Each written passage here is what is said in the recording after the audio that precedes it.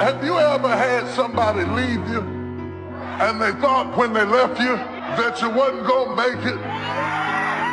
Send them a picture. Do a selfie.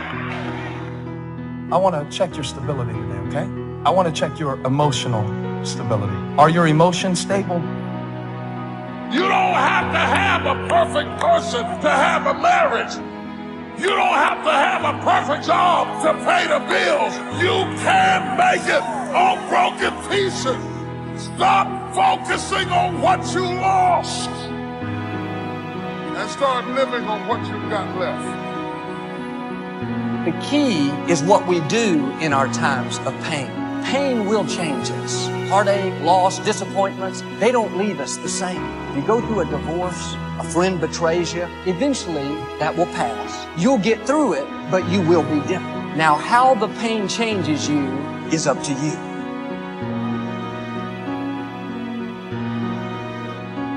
I have learned that every blessing doesn't come to stay. Every relationship wasn't meant to last. Every friend is not going to be a lifelong friend. God will send people in your life for a season because you needed that at that time in your life. And if they walk away, don't stand there at the tomb of what used to be and cry over what was, because if you'd have needed them for the future, they would have stayed. You can come out bitter or you can come out better.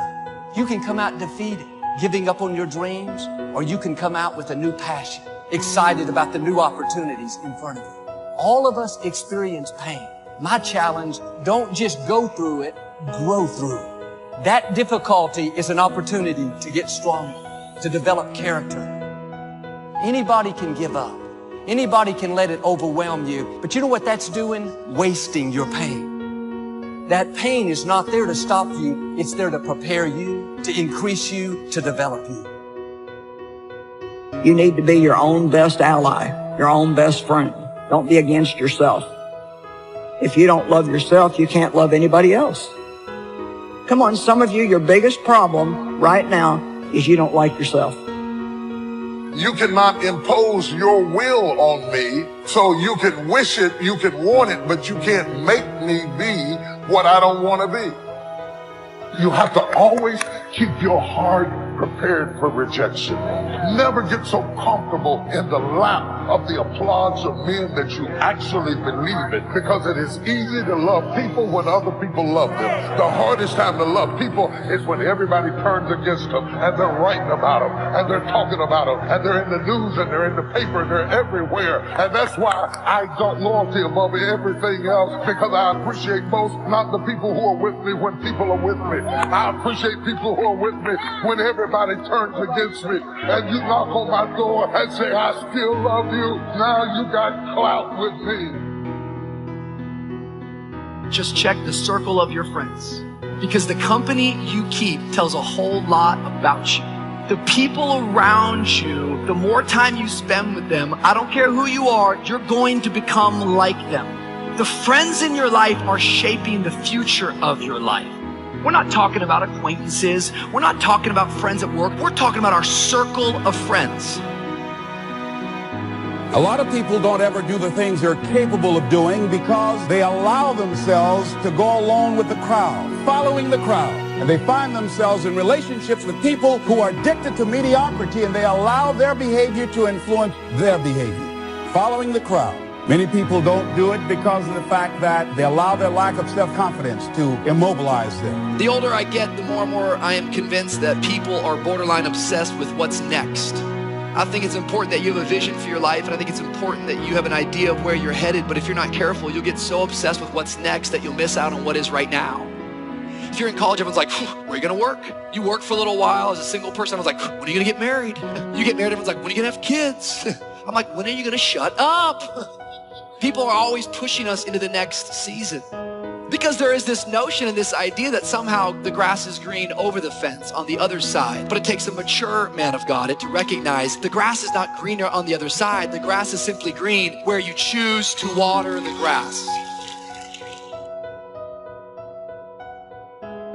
Some of you have been doing time on a deadbeat job, and every morning you have to to make yourself get up out of the bed and go to work. Pull a smile on your face because you know you're just serving time. I don't care how bad it looks. I don't care what the circumstance is. Keep the faith. God has not forgotten you. Keep the faith. Just as God has divine connections lined up for you, people to encourage you, push you forward, He's also lined up people that will try to stop you, discourage you, try to make you look bad. And if you don't understand this principle, you'll get discouraged. That opposition wasn't meant to stop you. It was meant to establish you. When you overcome it, you will not only step into a new level of your destiny, but everyone around you will see the favor of God is on your life. Well, I think the things that are bad that happen in life can either teach you or break you. And you got to decide what you want them to do. I vote that you allow it to teach you. I vote that you learn from these people, that you learn how to forget about the past, that you learn how to ignore people that are negative, that you learn to control your vengeful ideas, and that you learn to move on into the future where you're going to meet better people and better times are to be had. That's what I would recommend. Your miracle is never in what you lost. It is always in what you have left.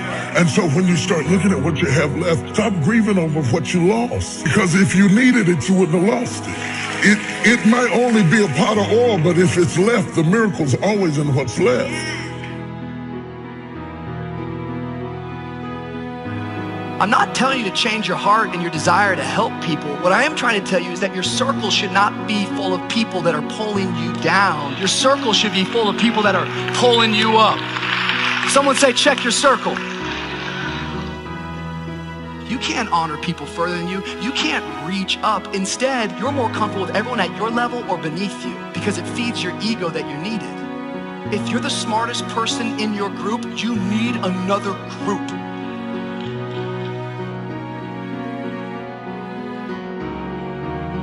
Everything magic is challenging, but once you figure out the challenge and go for it, then the magic occurs. Let me tell you how magical people working together is. If 2 or 3 agree on a common purpose, nothing is impossible.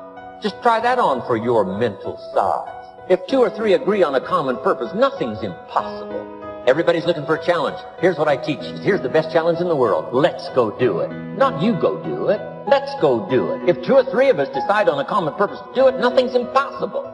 Working together, organizing. When everybody's an independent, now it's a little more challenging. It is challenging. You've got a variety. But that's what makes life the variety. Don't isolate yourself and think, well, I'm strong enough. I'm tough enough. I'm talented enough. Are you flying solo, or do you have a community of faith? People flying with you, watching over you, encouraging you, inspiring you. Here's one of the powers of working together, shared testimonials. If I've got somebody new and you're there and I'm there, I give them my testimonial, you give your testimonial. Maybe what tips the scales in getting me a new person is not my testimonial, but my partner's testimonial, somebody I'm working with. Shared testimonials are so powerful. That's why working together is powerful. Now, working by yourself is okay. All this stuff is okay. Everybody needs to know, though, where are the advantages?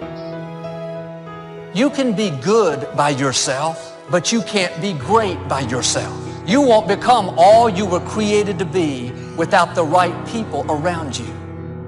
You can go 60%, but when you get in formation, when you have a family of faith blocking for you, praying for you, encouraging you, you'll go 40% further.